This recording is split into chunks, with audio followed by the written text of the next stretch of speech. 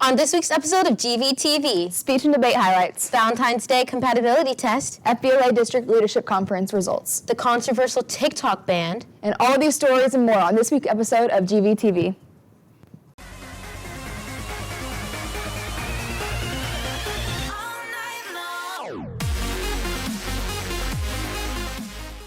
I'm Ayannah Vaughn. And I'm Amanda Chaney. Welcome to this episode of Gvtv. Hey Amanda, did you watch the Grammys? Yes, I did. How do you feel about those awards? Well, I thought there were some interesting picks. Totally. I'm so happy for Sabrina, but then again, how did Billy not win anything? Dude, I have no idea.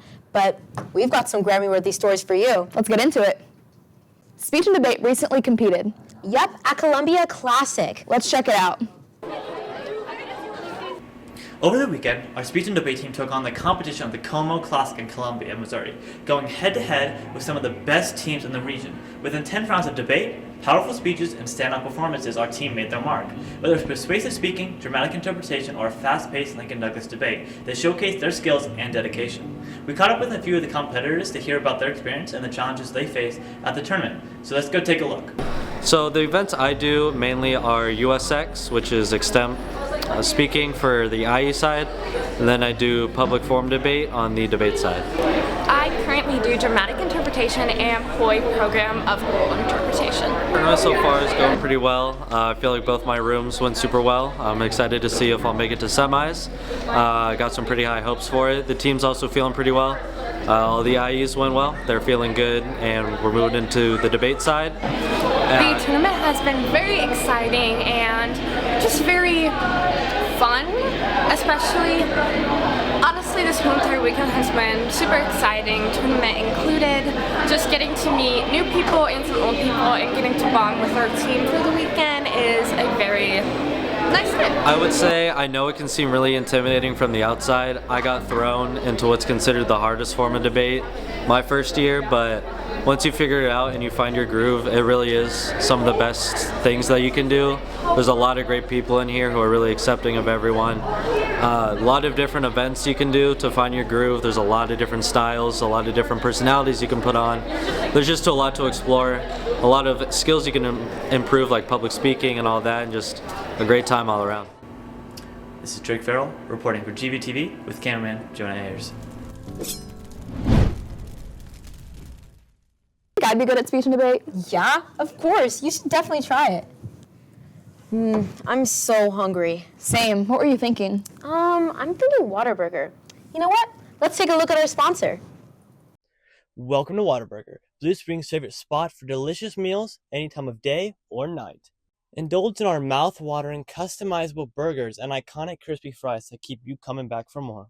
And don't forget about our creamy, dreamy shakes available in a variety of flavors that'll make your taste buds dance. From family outings to late-night cravings, experience the flavor and feel the love at Whataburger, just like you like it. Open 24/7. Visit us today at Whataburger in Blue Springs, Missouri. Your taste buds will thank you. Hey GV, Valentine's Day is coming up soon. Yep, the time of flowers, love, and chocolate. Speaking of, I hope you all filled out the compatibility test I made for you. Yep, results are in. You can see them located on your email or posted on the special compatibility person on the Instagram. I just love this time of year. Yeah, I just told a bunch of people to do it for the plot. The lore will be crazy. Hey Eagles, Valentine's Day is coming up soon. And we know you have nothing planned. But there's a Valentine's Day compatibility test that you should try out. QR codes are posted all around school and at your lunch table. Whether you're finding a new friend or a date, this form will be your wingman. I heard that Ayannah Vaughn paired up with...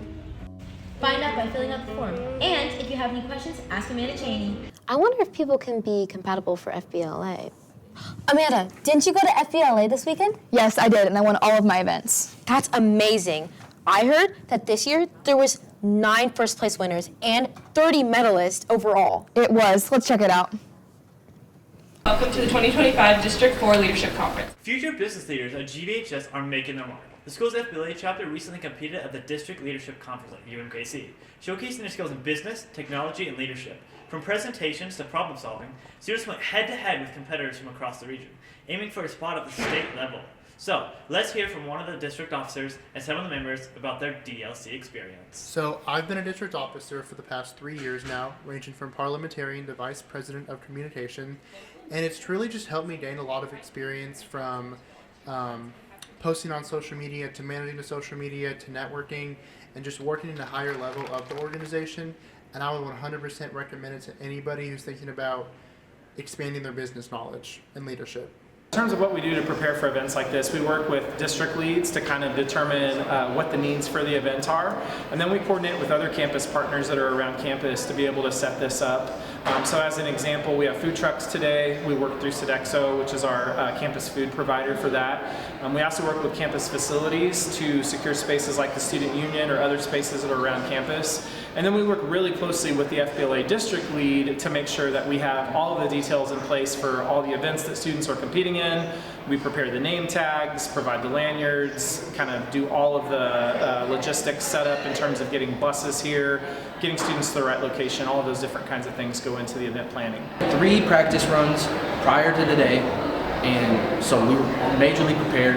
We looked over all our curriculum during the time and wrote down a lot of notes. My favorite part of the conference would probably be being able to hang out with my friends and spending time with them. And then the event wasn't too bad, but it was a little nerve-wracking because it's with real people and real judges now. With Camden Simmer from Grand Valley High School. This is Drake Ferrell reporting for Gvtv with cameraman Jonah Ayers. TikTok, TikTok, TikTok. Ayannah, are you having withdrawals? Yes, I can't deal. I need to scroll. I guess we're gonna have to get used to it. I guess. Teens and young adults everywhere have been dreading the recent TikTok ban news. Congress passed a bill April 24, 2024, stating that unless the app is no longer under the Chinese government's control, TikTok will be banned from all app stores in the United States. I think it's a bit unnecessary, but then again, we're just going to migrate to other apps, so. TikTok was not bought out by the deadline January 19th. This caused users that went on the app to experience a pop-up telling them that TikTok is currently unavailable. But they're doing everything they can to bring it back. Although shortly after TikTok was back and running, leaving viewers to question if the app is back for good. The U.S. government sees the software as a threat to national security. The New York Times says the government have pointed to laws that allow the Chinese government to secretly demand data from Chinese companies and citizens for intelligence gathering operations. In other words, the Chinese government, a potential threat, has access to millions of Americans' data, which can be utilized against our country. On the other hand, many Americans say that the ban would be an infringement of their First Amendment rights. TikTok itself has said this will damage millions of businesses, destroy the livelihoods of countless creators across the country, and deny artists an audience. This TikTok ban affects many lives, including the ones at Green Valley High School. Let's dive deeper into their opinions on this matter. I'm against the TikTok ban because I think it's prohibiting free speech, and a lot of people have built communities on TikTok, and people rely on it for money, but they're taking away jobs by taking away TikTok.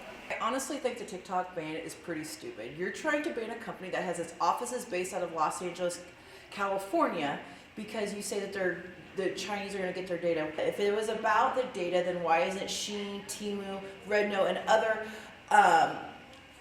apps being, restricted? It's about, there's something bigger, and I find it a bit ironic that a lot of the people who voted to get TikTok banned are also people who are highly invested in Meta stock. The whole thing is shady on several parts. Being the teenager who watches and makes videos, I think it's going to be like an empty void. As an educator, I think TikTok's a really cool resource, a really cool tool. I hope they investigate it further and really dig into what kind of data China would be getting from American citizens on this app. I understand the concerns, but I just don't know if they're really founded in a lot of data and facts yet. So hopefully the ban is pushed back a little bit so it gives them more time to investigate and research things. I'm just wondering if we'll get to keep it. This has been Genevieve Wheeler with cameraman Ashlyn Waite reporting for GVTV. Thank you for watching this week's episode of GVTV. Peace out. Bye.